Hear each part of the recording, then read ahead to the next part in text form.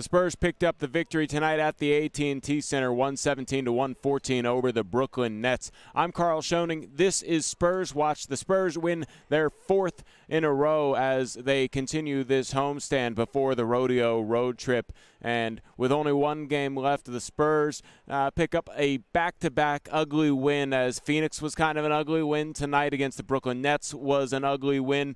But if you ask me, the story going into tonight was that LaMarcus Aldridge was named an all-star reserve, and on the evening, LaMarcus was a beast and played well for the Spurs. In 38 minutes, he had 20 points on 5 of 13 shooting, went to the free throw line 11 times, knocked down 10 of those free throws, and had 13 rebounds along with 6 offensive rebounds, and he was a big part of the Spurs' victory tonight. But if you ask me, the story during the game was Derek White, who in 25 minutes had 26 points, 8 of 13 from the field. He knocked down 3 of his 4 three-point attempts, got to the line 9 times, hit 7 of those free throws, had 6 assists, 1 steal, 2 blocks, and Derek White, who was dealing with foul trouble a lot of the night, came through and was the Spurs' most productive player, one of 6 Spurs in double figures, and he came away with a huge night and really helped propel the Spurs to a victory over the Brooklyn Nets, who have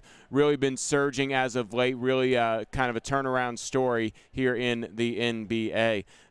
Big part of tonight is that the Spurs kind of had to deal with a zone defense that the Brooklyn Nets threw at him. It put the Spurs off kilter a little bit throughout the course of the game, but the Nets played it so much throughout the course of the game that the Spurs eventually figured it out and were able to get their three-point shots going by working the ball inside and then kicking it out to the open shooters. That's pretty much the story of how this game goes, as the Spurs pick up the victory, improve to 31-22 on the season. The Nets drop to 28-25.